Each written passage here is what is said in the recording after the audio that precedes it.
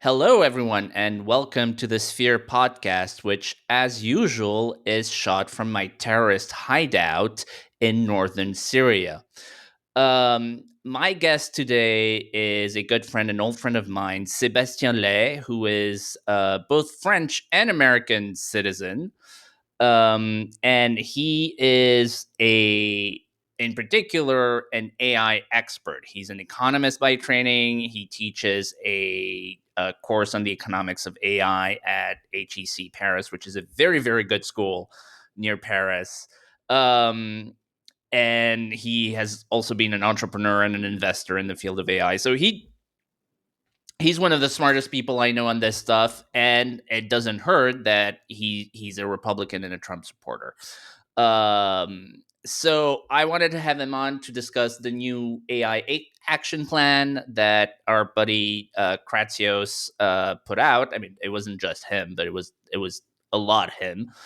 This was a very widely expected document. They did this sort of consulting process where they brought in thousands of contributions.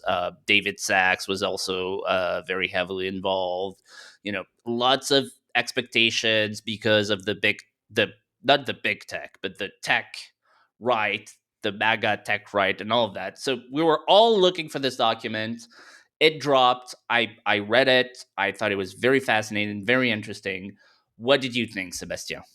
Well, first of all, thanks for having me, Pascal-Emmanuel, and kudos to the Trump administration for putting together, like you said, this very comprehensive, ambitious document. Uh, Effectively, if we get back to the genesis of the document, it has been like 6 months in the making because they organized back in March, April, what they call in DC an RFI, request for information. So I think they got something like 1,000 contribution, 10,000 pages. It's all on public website. I myself contributed very modestly to that effort. At the moment, I was trying to launch a small think tank called the Economic Singularity Institute, and my own contribution was about labor economics in a post AGI world. So I was trying to figure out, not really for today, 2025, but for 2028, if we achieve a certain level in terms of AI power, which we call AGI, and probably we will get back on the concept of AGI together, what we should do in terms of reskilling, upskilling, the workforce. And that's an important part of the AI action plan. Obviously, I wasn't the only one to contribute to labor economics, but they really drew some inspiration from that.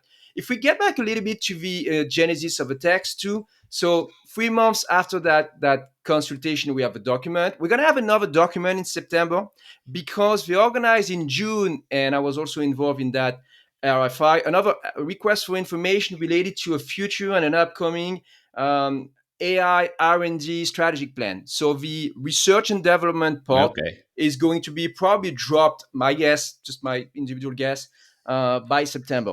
Before we delve into the actual content of the text and the details and the different proposals, I'd like to get back a little bit on the text itself, okay, Yeah. and the semantics of the text.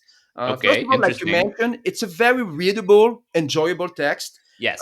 You read a Yes. lot It's of not you read written in like exactly. Washingtonese. Exactly. You read a lot of policy papers. I read some too, but only in economic or technology. And compared to the latest administration executive orders like the Biden diffusion network, etc., all these things, it's not, I mean, you don't have the sort of complex, recondite, abstruse jargon that usually you have in this Yes. paper. So for the Yes. general audience, even if you're not an AI expert, please go download the Yeah. text. You can read it. Yeah. Maybe we can skip the bullet points that usually refer to the future executive orders and all the acronym, the NIST, KIC, etc. Just focus on the introductory paragraphs. It's a great text. And also, it's a text, but remember, it was associated with a speech by the president, by Donald Trump.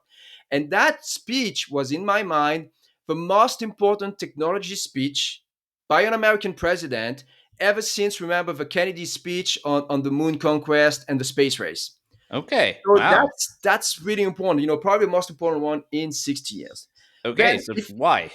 exactly, and the speech and the text itself is called "Winning the Race: America's AI Action Plan." So let's stop a minute on that. Winning the race, winning the AI race. Obviously, it's not mentioned, but everyone is thinking China, winning the race over China. But it's also a very complex statement, a bold statement, because if you have a race, what is the finishing line? And that's another issue that we will discuss together. What is the finishing line? When we had the nuclear race, we know the finishing line was probably the first bomb, right? The space race, that was, I don't know, setting a foot on the moon. uh, Operational warp speed for COVID. Hmm. It's getting an efficient vaccine. In that case, winning the AI race can mean so many things. And that's why this text, again, to me, it's both a recap of everything great that this administration has been doing over the last 6 months and a roadmap for the next 12 months. But you will see, it's not going to exhaust the subject, because probably 15 months from now, we're going to be coming with other AI action plans. Okay. Okay. That I mean, I definitely agree with you. I think I wrote something. I'm trying to find my own article because, of course, I'm the most important person to cite here. Uh, I can cite you. You say that the text was full of vibes. yes, And that yes, really that's inspired me, that. because you gave me the word that I was looking for. I was saying, okay, this is not complex jargon, this is not erudite, everyone can read. It's energetic, it's refreshing, and then I was like, you got it. It's full of vibes. Okay, so well, there you go. So you did read Exactly. the thing I wrote. I read. Yes, the tone of the paper is very. It's very. First of all, you're right. It's very easy to read, even if somebody's not a policy professional or an expert or whatever. They can read it. And it's sort of ambitious. It's like it's full of life. It's like we're gonna do this and we're gonna do that and blah blah blah, blah. And it's very refreshing. Yeah, and I think the form matches the content, right? The form Exactly. expresses the content well, which is it's written by people who are bona fide experts, many of them from industry. It's not Washington bureaucrats. It's written by people who are really in this to win it. um okay. uh Maybe we can mention the people. I mean, I can imagine there's been a huge work, not just for the people contributing, from the outside, like all the think tanks or just individuals like me, but also the usual suspect, like the DOE, DOD, DOS, and the yeah, OSTP, Kratsios, you mentioned, maybe David Sachs, people around Kratsios, like our good friend Dean Ball. So a lot of people who have been thinking about these issues for years now, right? So yes, that was yes, probably the apex of everything that they have done over the last yes, month. yes, Again, the AI action plan, if we can now delve into the content, it's a roadmap for the next months and years, but it's also a good recap of everything that has been done by the Trump administration when it comes to AI over the last 6 months, because they took yeah, several executive orders. It started the first week, remember, with yes, Stargate and everything. They took very quickly, President Trump took a few executive orders just to rescind, to yeah, repeal some of the overzealous yes, yes, yes, regulations of the yes. Biden era. Yeah, yeah, yeah. Biden had some crazy EOs. Okay, so let's take a 10,000 foot view. So I would say the basic um I would say there's like three legs. There are three sections. And you may agree, you may disagree, or like three planks. Number one, it's deregulate. Just let things happen. Number two, we have to build like a lot of data centers and a lot of CPUs and a lot of GPUs and a lot of energy and a lot of all of that. Uh, and number three is national security, China. And we've got to do the first two while doing it faster than China and not letting China steal our tech and all of that. I is that is that the broad outline? I'm doing a Trump thing right now. Yeah, I agree with you that the three-pronged approach that you mentioned is a good recap of the document. For the general audience, if they want to understand the document structurally, it's actually made of three sections. Okay, section one is innovation, anything related to, like you mentioned, deregulation, but also science, evaluation, etc. We're going to talk about that, open Yeah. source, etc. The second section of the document, if you're interested in that, you can skip and go right away to the second section. It's the infrastructure, so data center, chips, electricity, vocational training. And the third section, which is probably the weakest, is international policies and how the United States should lead in terms of the AI stack with its allies. Okay, so the three aspect that you mentioned, they transpired, all along, all across the document. And like we said, the document itself exudes energy, ambition, patriotism, MAGA, American dynamism. Remember, that's a concept, American dynamism, that we owe to Anderson Horowitz, the A16Z fund, and in a specific partner, I think 2 years ago, it's Catherine Boyle. And ever since, it was used by J.D. Vance in his speeches. It's a new concept that more and more people are using. I couldn't find the expression American dynamism, in the text, because, and we get back to that. There might be one of the critical review of the text. It leans heavily on Silicon Valley, and obviously, if you put the headline "American Dynamism," everyone is going to Yeah. understand that this is a text for Silicon Valley. But I think that Silicon Valley, in all the different potential trade-off, etc., really won the day with that text.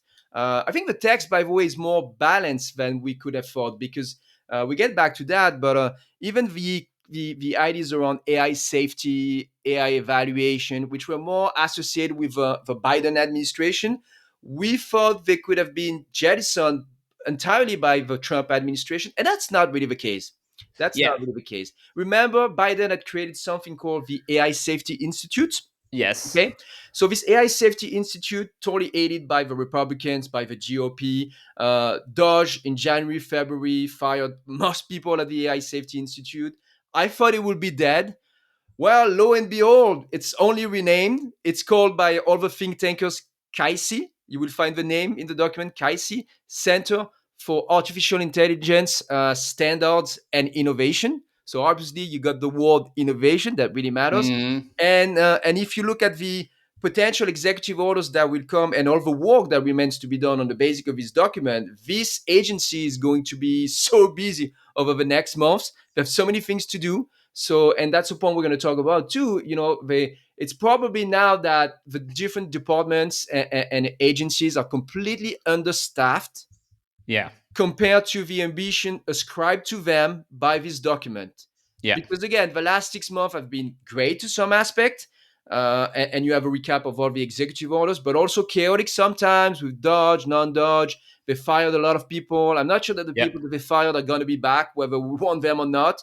Some of them, they were work people, so that's fine. I'm satisfied with that. Some of them were great technologies, so we'll see. I think that because the text is balanced too, let me use this analogy, but it's a little bit like Christmas Day.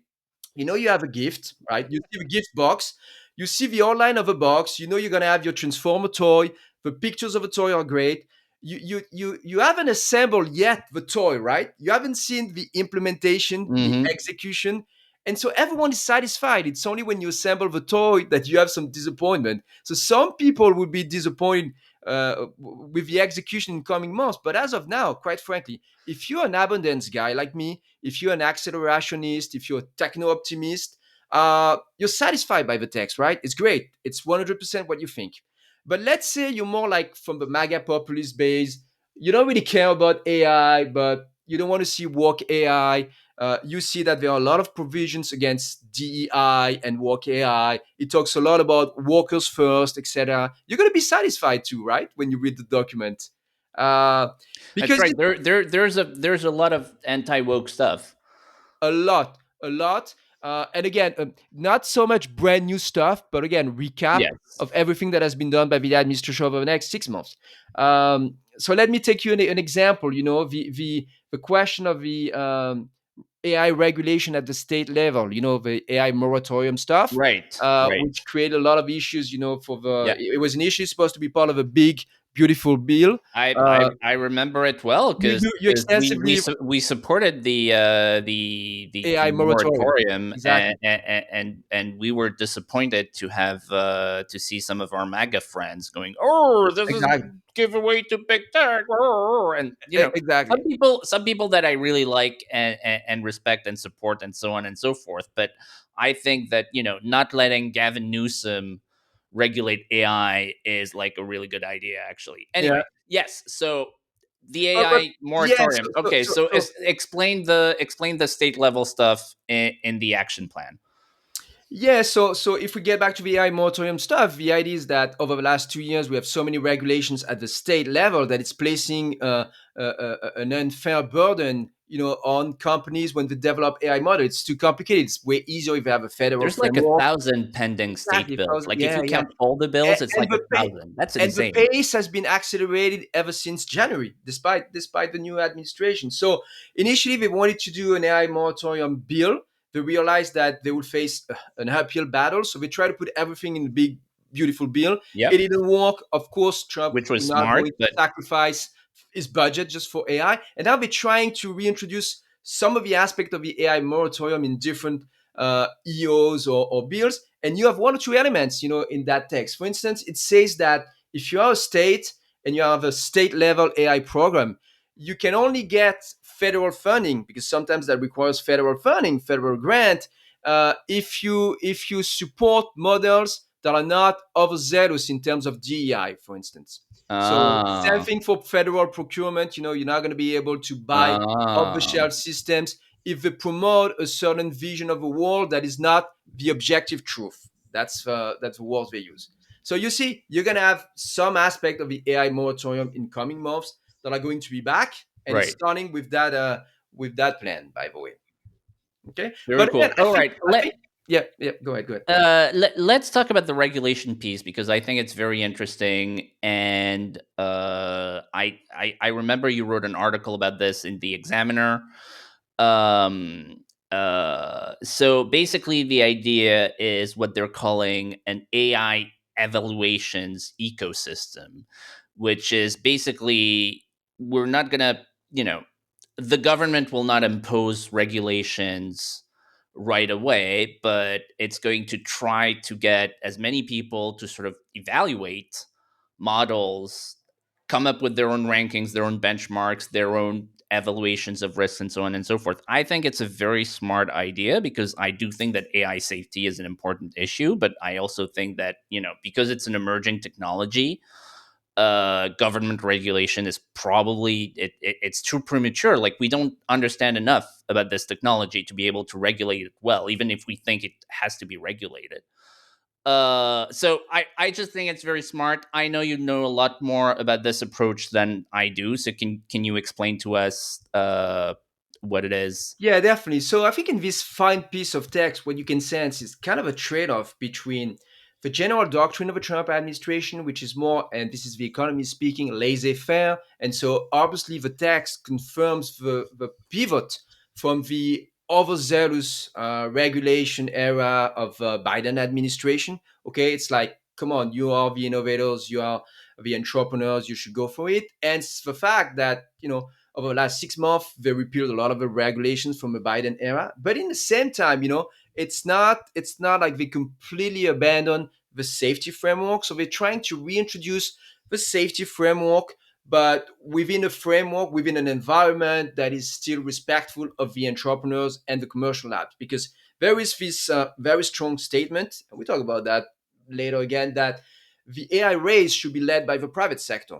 Okay, Yes. and by the way, the Chinese struck back over the weekend with a document where they were saying that it's the public sector and the Oh, Communist really? Party in their country that was leading and will win the AI race. And we talked That's about that because fascinating. because That's obviously, fascinating. as a laissez-faire economist, I'm more on I'm supportive of the American approach, even though at some point we're gonna have to be careful because, for instance, for AGI or military application, if a race is Yeah, only I mean, between. regulation is a real issue. Like, you can't be. I'm pro tech, I'm pro acceleration, I'm pro I am everything. But like the idea that there's no serious regulatory issue, I don't think any reasonable person exactly. believes that. So Which is why it's an important and interesting question yeah, because and it's not black and white. in So that text, go in on. that text, in this more balanced approach, let's say that over the last 6 months, there was Trump lightning saying, "Hey, we're all for the entrepreneurs, we're all for deregulation, etc." You got this in the text, but you can also sense the influence, I guess, of other people. I don't know if it's Kratsos, probably Dean Ball, people who spend a lot of time on AI governance issues, where Yes. you have this evaluation framework where whenever you have a new model, you need to be able to evaluate the model. You have evaluation of foreign models too, from adversaries. That's very important. You have what we call interpretability. In other words, i.e., being able to understand why is it that the an LLM is outputting, certain results. Because as of now, we don't know. Even the people at OpenAI and Claude, they're telling you we can't really explain everything that is done by ChatGPT or Claude. And of course, for national security applications, you need interpretability. You Right. have open source. You have an important provision about open source in the document. I think a lot of people initially, on the Republican side, were against open source with the idea that if you sell an open source model, anyone can steal your secrets, right? But what this administration wants to promote is the fact that, and the Chinese have been very good at that over the last year. If you export an open source model, it's kind of a Trojan horse that allows you to export your technology to and to embed your technology and your AI stack everywhere across the world. And that's the real success of the Chinese with DeepSeek, as Yeah. opposed to proprietary models. So even OpenAI just released ChatGPT Agent, which I'm having a lot of fun with. In a couple of days, GPT-5. In between, you're gonna have an open weight, open source ChatGPT model. Okay, and they're probably doing this because the new administration is pro open source. So that's really Interesting. important because all these elements of AI governance, quite frankly, 6 months ago, we did not expect that from a Trump administration. But it's a good thing, it's going towards the right direction. Like you said, you and I were more accelerationist. I'm definitely an abundance guy. But in the same time, even though I'm pro business, I'm a laissez faire economist, I think that AI governance should be safe. And then Yep. I'm going to go further. And in that case, I might be a little bit more critical of the text. Like I say, at some point of innovation, if we want to reach, this AGI level, which is an artificial general intelligence, in other words, artificial intelligence that can perform and mimic 100% of human level cognitive task. So cognitive task, think about anything you can do in front of your desktop. Okay, Yeah. Yeah. if Yeah. we want to reach that level, I don't think that the race, if there is a real race to reach AGI, should be only between the commercial labs in Silicon Valley and the Chinese Communist Party. Yeah. Because my fear is that in that case, all alone, the private sector, we might not win. I'm not 100% sure that we're going to win. It's really at this level that I would like to see the federal state. It's already way committed with this document, but go an extra step. Like, even in terms of federal R&D funding, there are a couple of Yeah. moonshot Okay. projects at DARPA, etc., that should be undertaken by the state. So yes, it might be that even at the time of a nuclear race, you had a lot of subcontractors in private sector. It was probably 70% the public sector, 30% the private sector. Yeah. Okay. Today, the AGI race in the United States should be 80%, 90% of the private sector, but still that 10 or 20% that the state can do is really important. And I think Okay. that over the next 2 to 3 years, it's not just about deregulation, etc. You need to show the money. You need to show convictions too. There are a couple of things that the guys in Silicon Valley they're not going to do that the national security community, the Pentagon, they can do when it comes to AI. Like what? That's Like, my give me a message. specific example. Like you have a good idea in the plan. It's in the is it in the second or third section? In the first section, innovation, you have the idea that for the Pentagon, they should develop their own AI and autonomous virtual ground facility. So it's a Okay. physical facility to run virtual environment with AI. So Okay. anything that is related to that sort of a simulated environment that would help for robotics, military application, etc. Obviously, Okay. some people in the private sector are going to try to do that. Nvidia is trying to do that, but I think that the federal state has a lot of data and a lot of firepower to do it. So Okay. if I were to you know, this concept of AGI, I talked to a lot of scientists in the US and in Europe. As of now, I would say the equation to reach that level of AGI, let's say in 2028, maybe still with Trump, okay? That's the earliest possible, 2028. It could be a little bit later, we'll see. But I would say in the equation, it's 50% what we call computing. So all the infrastructure, everything that you have in the document, the data centers, the chips, Being the United States being the most powerful for data centers and infrastructure and chips, semiconductors, etc. That's 50% of the equation. And Yeah. sometimes when I listen to the administration, I got a feeling that it's 100% for them. And I think I'm not 100% aligned here. It's 50% this, a good 30% is still the algorithms. In other words, just believing that because we're gonna have the largest data center, uh, it's not going to prevent us from getting, a brilliant Chinese guy or a guy in Singapore or in Sweden with a genius and can come up with a new algorithm. That can still Hmm. happen. And then that would definitely, upscale anything that we can do with our compute power. And then another 20% is what I said, world representation, simulating environments, etc. Well, of course, the DoD, the DOE, they have tons of data. So that's my own vision. Again, as a conservative, Interesting. I support the plan. We need compute. I think that compute, anything that you hear about data centers, etc., if you want to have a better vision, I think it's more important for diffusion than innovation. You have an interesting guy in DC called Jeffrey Ding. I don't know if you're familiar with Jeffrey Ding. He wrote a book called Technology and the Rise of Great Powers. And Okay. Oh, he, I've he, heard of the book, definitely. yeah, it's a great book that just explains I what think I economy. have it actually. You probably have it, I'm sure. Jeffrey Dean, you would check. It's probably associated with a think tank or university. I don't remember. I've never been directly in touch with him, but he explained something that the Economist has done for a while. That for any industrial revolution, innovation matters, but diffusion is even more important. So the infrastructure, the data centers, they of course they help you initially to train the model, but they also help you to run the models in your economy. That's why Hmm. the Saudi Arabia, the Emirates, they want to have large data centers. Otherwise, day to Yeah. day, you cannot power your new applications. But it doesn't guarantee you, in terms of innovation, necessarily that you're going to have a breakthrough. You know what I mean? Right. It's Right. it's it's it's essential, but it's not quintessential. It's not 100%. If you're not good at fundamental science algorithm. So that would be my message. I like the plan. It's an industrial plan. Federal state is doing what the federal state is supposed to do, but still, and we will see in September with the AI R&D plan, we have to do more when it comes to federal R&D funding, moonshot projects, etc. And the Chinese, they can do that because it's a command and control state, the way it works. So they can Yes. try a lot of things. Okay.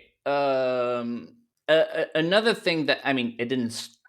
In retrospect, it's not surprising because it's very MAGA and it's very sort of economically, politically clever. Because one of the fears that people have related to AI is related to jobs, and so there's all this stuff in the report or in the document, action plan. I forgot the word action plan.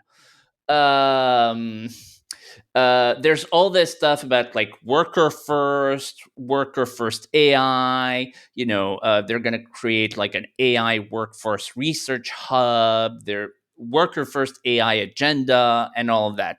So can you explain, first of all, like what do they mean by that, and second, um is this really real, or is this just PR to tell Trump voters in Ohio and Pennsylvania, don't worry, you're not going to lose your job? Oh no, it's totally real, and it's probably the most important part of the document. So it's actually section two. Section two is entitled AI infrastructure. It starts with data center, chips, semiconductor manufacturing. It's a recap of everything that has been done. Facilitating using permitting. For data centers. Giving federal lands to build data centers. Then you got a section, by the way, that no one really commented, that is really important, which is about the electrical grid. Because remember, I think it's Google's former CEO Eric Schmidt. A couple of weeks ago, he said he was asked what are the limitations, what are the any potential stalemate when it comes to AI progress, and he said the only limitations, the real limitation is not chips, it's not data center, it's not research or algorithm, it's electricity. Right. Electricity. And so you Yes. have a whole section on the electrical grid that advocates stabilizing, the existing grid. So stop decommissioning, part of the grids because the energy power source is not like environmental friendly or that sort of things. There's a new ambition for the electrical grid, and then there is a section on the skilled workforce, and it's really interesting because instead of focusing, on the potential disappearance or threat to white collar jobs, etc., it concentrates on the first layer, and it says because we're going to need data center manufacturing renaissance to have this compute Mm-hmm. power, we're going to give a priority to plumbers, HVAC specialists, electricity specialists, because it's coming right after the paragraph on the Right, electrical right, right, grid, right, right. and then energy efficiency. So it's a very smart strategy that we haven't seen in other countries. Actually, in Europe, every time that we talk about reskilling, upskilling, they talk about the executives, the people in knowledge management, the knowledge workers, never about workers first. Here, they completely, they reverse the approach by showing that this AI agenda could be workers first, because you could take like your average plumbers and it's going to give him new opportunities. That's one thing, and one thing again that I did not expect, that is very smart and very important. That's one of the strengths, really, of a document. And then there's another part which appealed to me as an economist, which is that there is a proposal for like the Bureau of Labor Statistics, the Census Bureau, to at long last gather data live on the economy, the jobs, because we need to know, what kind of task What? can be replaced, who needs to be Okay, so reskilled, what kind of data? upskilled. Because BLS already captures a lot of data. So, We capture a lot of data that we economists we don't have. I've already worked with databases. I don't have oh, okay. I don't have the So same they access. capture the data, but they don't publish it. Exactly, exactly, and it doesn't communicate. And even more so, they went the Why? extra Why step, would they? I mean, you know. and Okay, they I did went not know also, that. yeah, That's fascinating. and they also went, Yeah, who pays for it? It's the public. but they So also went yes, the help extra publish step. the data. They also went the extra step by advocating the creation, like you mentioned, of the Workforce AI Research Hub, which is going to be like, the way that I understand it. I might be wrong, but the way that I understand it, that would be a bunch of economists, working with this data and making monthly recommendations regarding the workforce, saying, hey, with this new model, it looks like, I don't know, I'm just made it up, but oh, this new model is capable of doing paintings, so we're gonna have an issue with all painters. What are we doing? How can we retrain them? What are the or we should they use the AI system and be training using the AI system, or should we do something else? It's going to be a way to make it smoother, in terms of transition and industry Okay, transitions. interesting, interesting. Okay. So Yeah, no, very that's the cool. section two, and section two again is, I think section one is longer, but section two is very important. But you got data centers, you got electrical grid, and then you got the workforce, and you got it. You covered everything in that second section. Yeah. Okay. So one of the things you said to me before we started is that you have some criticisms of the plan, which of course we believe in free speech. Of course. And it's just a plan. I mean, there's no way you can put everything into the Yes. plan. Yeah. Obviously, the policies are broader than anything that is in the plan, and the plan is more managed by the OSTP. There are other programs at the Department of State, Department of Energy. We haven't talked about the Department of Energy, but actually, Chris Wright has been doing a great job. Same for the DOC, Department of Commerce, over the last 6 months. And the first section of the document is essentially a recap of everything that they've been doing over the last month. Um, yeah. But So yeah, one criticism, I have criticism some. is not enough federal funding for R&D, moonshot R&D. Okay. What else? I got three others. Okay, let's try to be very structured. Uh, so the second one is immigration. Okay. The document is not talking about immigration, and we talked very briefly, in your introduction, of the cleavage between sometimes the techno optimist or the techno bros in the administration and the MAGA populist base. You already had two battles, I would say. The one on H-1B visa in December, that was already about immigration. The second one was about the AI moratorium. And I can make the prediction that there's going to be a third one over the summer. And we touched down on that a little bit later. And it's going to be about the AI chip export controls and China. But Okay. to get back to the one on December, remember that was already about the H-1B visa. So that's I going to be an remember issue. it well. Of course, of course.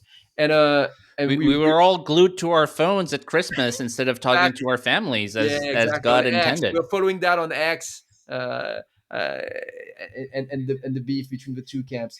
And that was even before inauguration day. You're right. It was back in December, yeah, for Christmas. So here's the thing: couple of stats. Half of PhD level people working in AI in the United States right now were not born in the United States.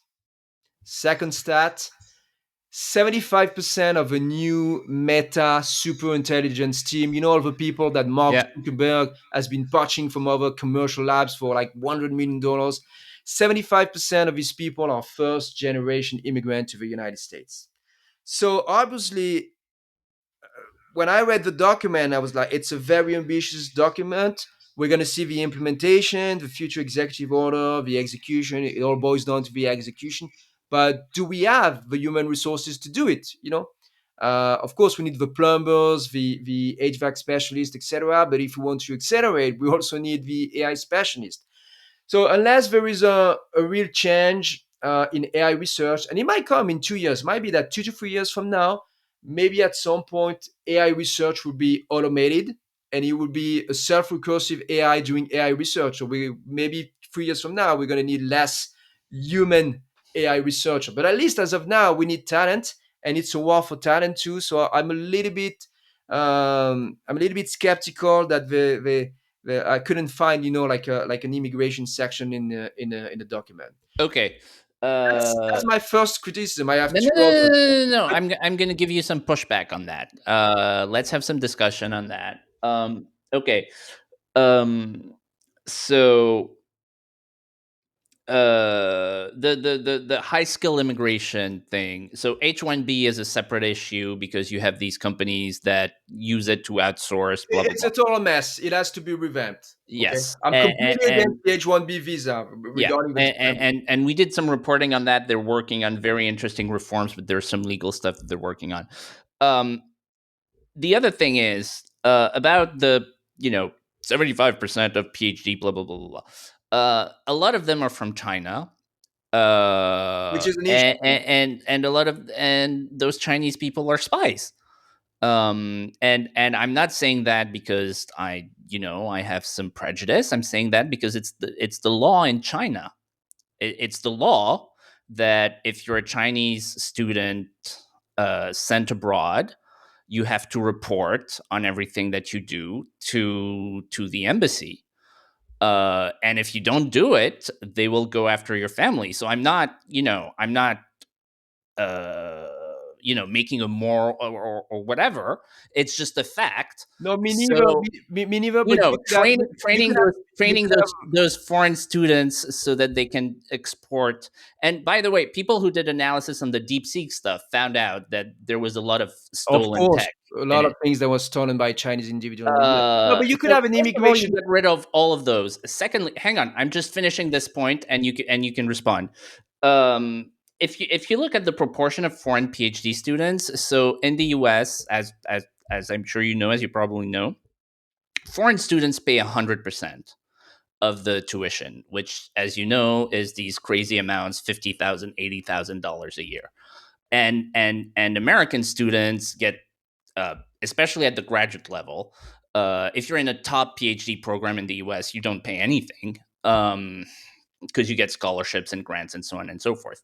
And so the universities, they discriminate against American citizens and they get foreign citizens. Um, so, you know, the idea that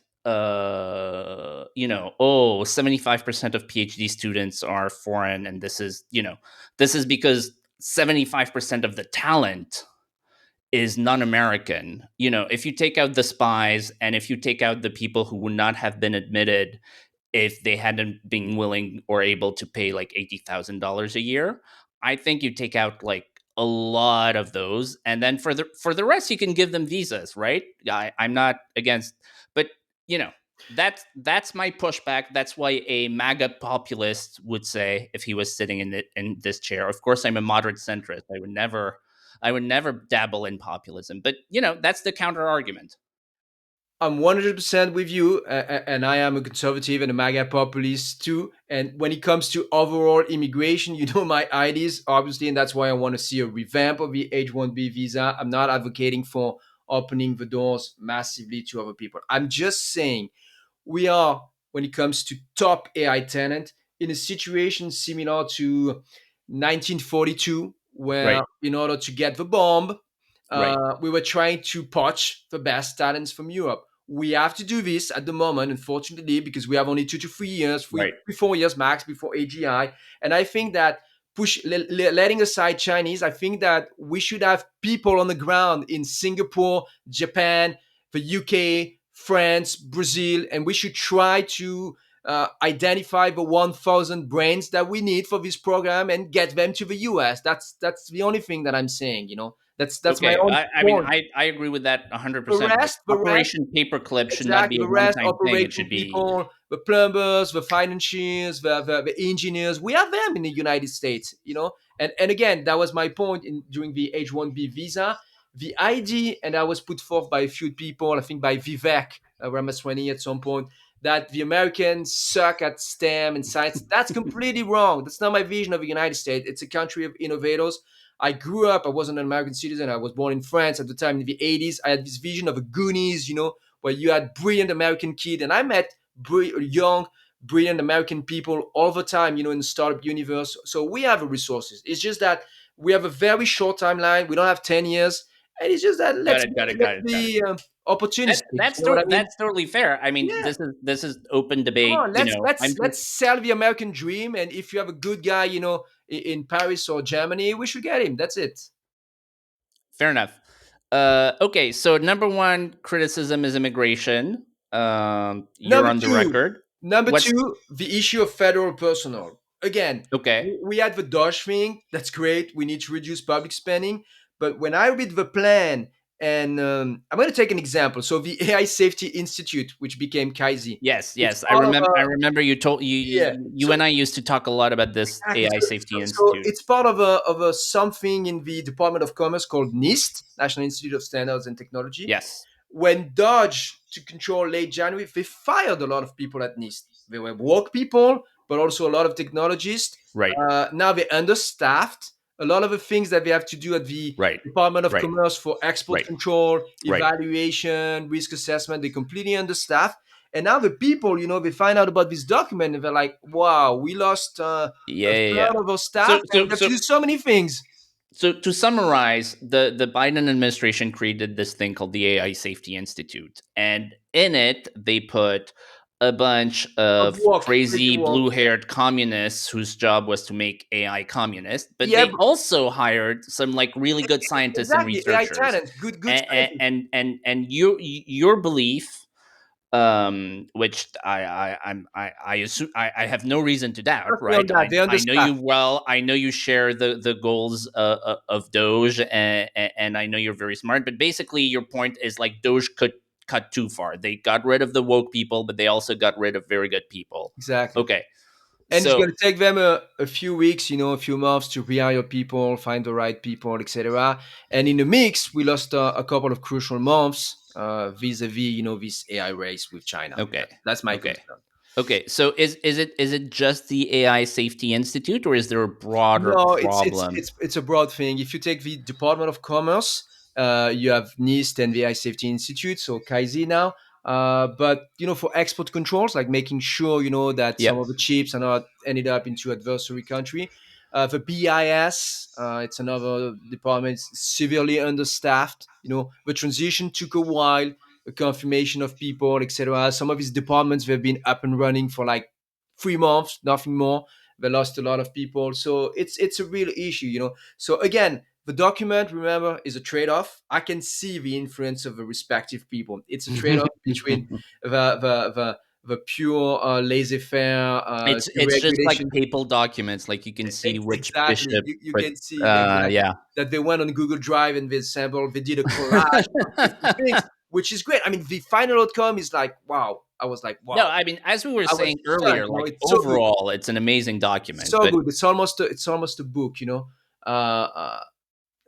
a book. Where maybe we should write a book, right? I mean, We they need to should direct. turn it into a Yeah, book. I mean, they yeah, turned like what's his name, like the Mueller report into a book. Do you exactly, remember that? exactly. Yeah, So yeah. if the Mueller report can be a book, then this can This book definitely could be be a a book. book. So they are definitely understaffed, and it's going to be an issue. And again, it's due to this trade-off between the laissez-faire, No, pro-technology, okay, and fair the AI enough. governance guys. We are, of course, we're like, okay, we should be ambitious. We should be careful, with risk assessment, etc. I mean, you and I are both sort of quote unquote French MAGA, which is we believe in free markets, but we also understand the importance of like government competence. Exactly. So Exactly. okay, so can you tell it? Okay, so BIS, blah blah blah. So what specifically are the roles that are needed? Yeah. Why are they needed? Why are Let they me let needed me take an now? Like example. With what's missing specifically? Yeah, within NIST, yeah, the NIST, which is a So department of AI safety does research, right? Basically, the it's research and evaluation too. Okay, okay, and the NIST, overall, not just Kaizi, the new AI yeah, Safety Institute, but other departments, they are also monitoring risk assessment. In other words, the risk posed by new model. okay, There is a huge document that was produced by the Biden administration called the Risk Assessment Framework. It's revamped right now by the Trump administration because we want to get rid of the DEI stuff. But still, you need people to evaluate the new models. In this document, they assign to this same agency this new capacity to evaluate foreign models. So that means that every right, month you're in this department, you're supposed to look at right. what the So Chinese are by doing. definition, you're going to need more people So if you're you're gonna need more people. I mean, unless you can put, maybe at some point it's gonna be automated. That's the thing, and this is something that I wrote about. Uh, eh, that's the stunning thing about AI governance. AI governance is the governance of a technology called AI, yeah, but AI is also a governance tool, right? In yes, other words, at some point, you're going to be able to use AI to automate governance. So we're yeah, going to be there in a few months or yeah, but we're not there yet. At the moment, it's just a people thing. We need yeah. more human resources. That's it. And I have Okay, another criticism. I have a third one or a fourth one. okay, yeah, Shall I go for it? Yeah. yeah, yeah, yeah, So you have a very important. The last section of the document is about international policies. yeah. It reminds everyone that the United States is the leader of a free world and that the U.S. AI stack should prevail.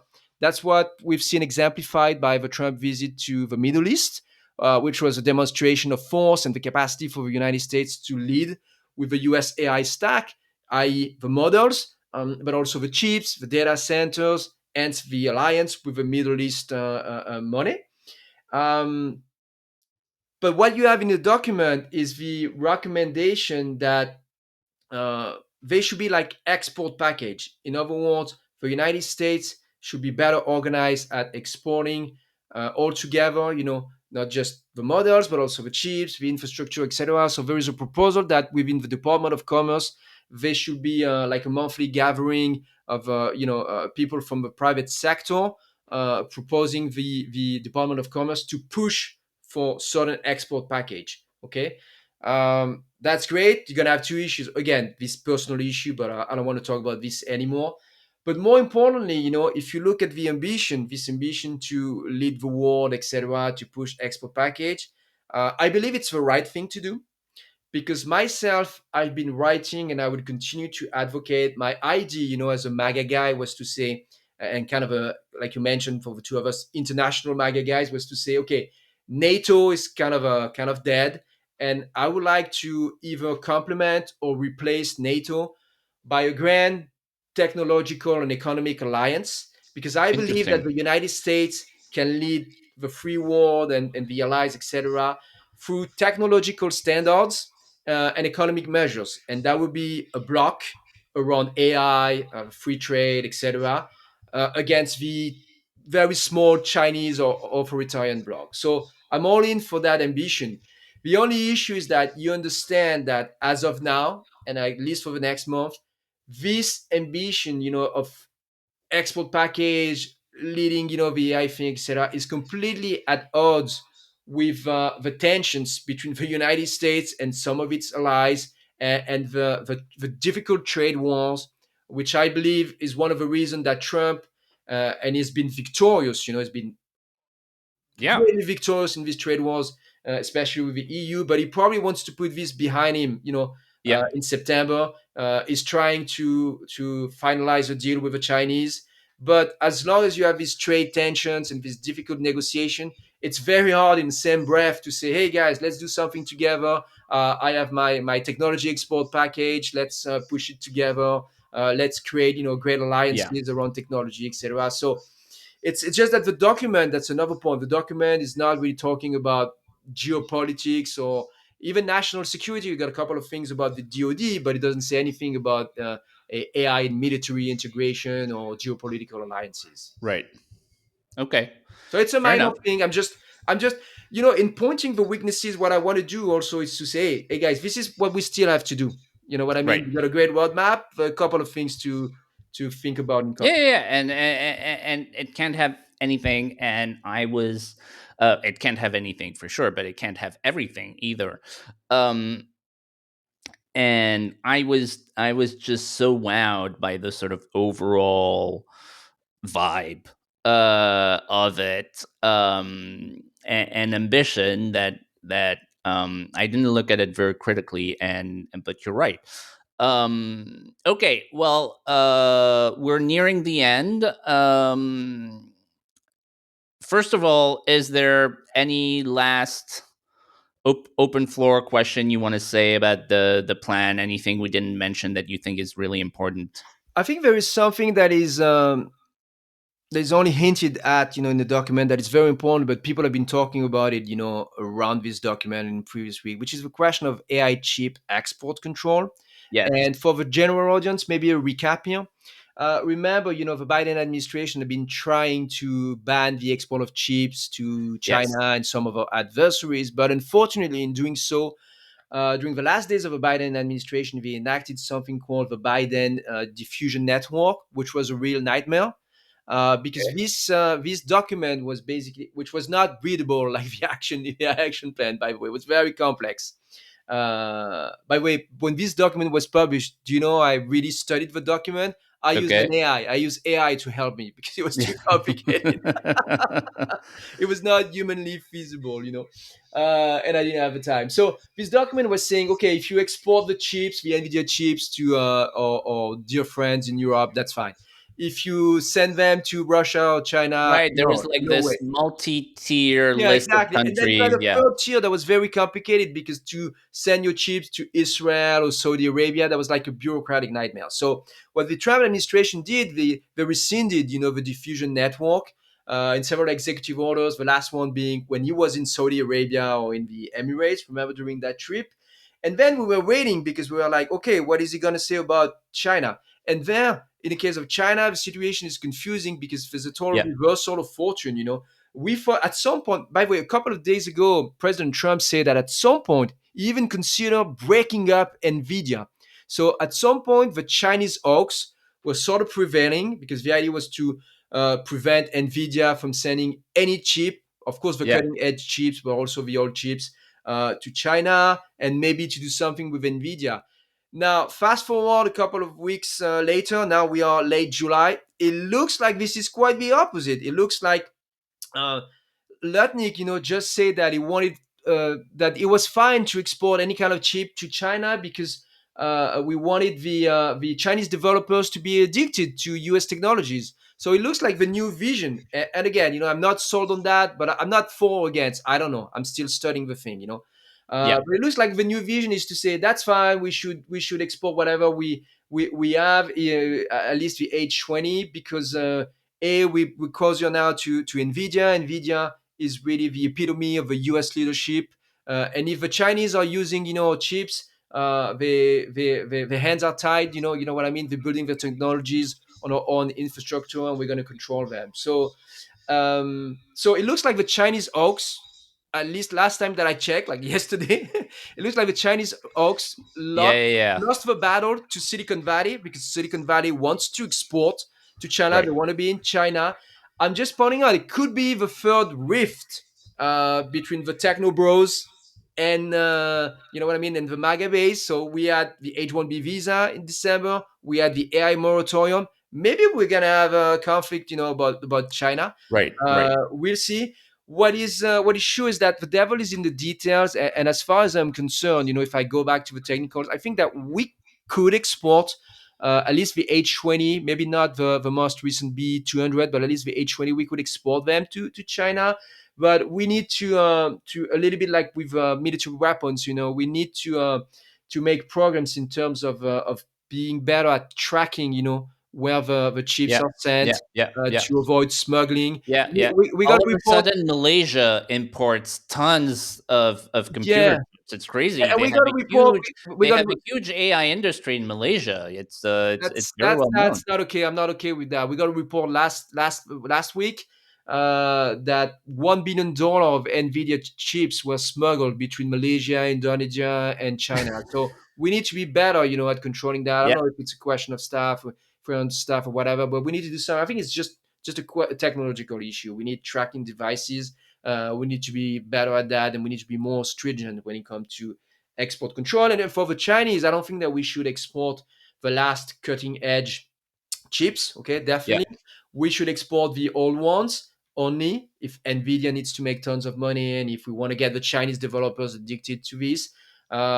We just need to be careful again because it's a technical thing. But remember, a lot of the compute power used to be applied at the training stage, and now it's more and more at the inference stage. The mm-hmm. inference means that when you go on ChatGPT and you use these new thinking, reasoning models like O3, it's giving you compute power right at the moment when you prompt. Okay, Right, and for that sort of compute power, even the old chips they can be useful. It's just that you need massive assemblage, of chips, the kind of things that right, right, right, that right, right. Elon Musk is doing. So again, devil is in the details, but it's going to be something to follow in the next weeks or months, and it's Yeah, no, mentioned in the plan. I agree. I'm sort of baffled by this expert control thing. My under I'm when I say my understanding, my theory. I'm not basing this on reporting or conversations I've had or whatever. This is my theories. This is speculation. But my speculation is that this is something that Trump is giving to the Chinese for now while he's negotiating the final Hmm. trade deal. You mean it will be some leverage to some leverage against Because rare same earth? thing as Or, the Chinese student visas, like because Rubio announced they were stopping the Chinese student visas, and I threw a party, and then like 2 weeks later or 3 weeks later or something, Trump countermanded it. I don't it's very baffling. The only thing I can say is that it's not the final. We have the deal that currently exists between the U.S. and China is an interim deal, and they're still negotiating yeah, I the agree with final you. deal. I agree with you. I agree with you. And it could be, a negotiating tool, and we're gonna have to see, 2 to 3 months from now down the Yeah, road where we really stand yeah, in terms of export control. yeah, When we're gonna have at some point, I guess we're gonna have a more finalized doctrine, from the yeah, Department of Commerce yeah, regarding yeah, this and the full yeah, AI stack and the export package. yeah. Yeah, no, but very good. Like this issue of expert controls is very interesting. It's sort of murky right now. This is something to keep track of. Okay, final question. We have a traditional question that we ask every guest on the podcast, and Hmm. that is recommend a book. It could be any book, recent, old, fiction, nonfiction, that's not related to your area of expertise. Okay, can it So be not something? AI, not economics. Okay, uh, totally unrelated, and I had already read that book a while ago, but over the summer I've already taken my vacation. I was in Spain, and I read again SPQR. It's about the Roman history, Mary Beard. It's the best historical account of the Roman Republic and Empire. You got two.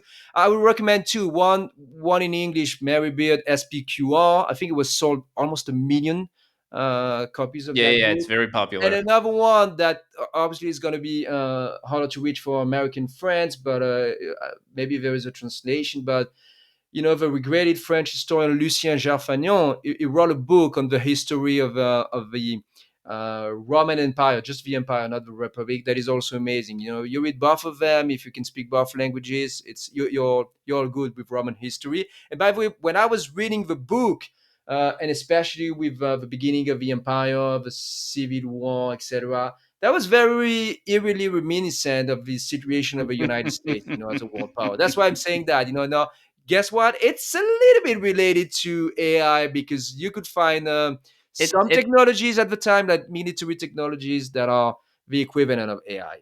Okay, A- Interesting. and if I Well, if I, if I can I always thought that Trump was one of the Gracchi.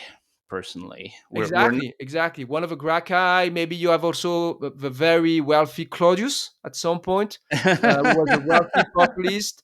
It's several people. There's a little bit of Caesar in him too. To be honest, yeah, that would be interesting to do that sort of analogy. And it's related to AI, but it's not nonfiction. It's not an essay. If you want to read fiction about AI and VR and all this technology issue, much better than any essays. I recently found out about a book, a novel from the 90s called Permutation City. Permutation Permutation City by City. Greg Egan is an Australian author. It's just amazing. This book really, I mean, much better than the Free Body Problem, etc. If you want to find a book packed with science, Permutation City by Greg Okay. Egan. It's Oh, fascinating. I will definitely read that. All right. All right. Well, thank you very much, Sebastien. It's always a pleasure. It's always very fun to talk to you. I hear you're moving back to the U.S. Yeah, early Soon September. Early September. to enjoy that American dream. Again, America is very lucky to have you. All right.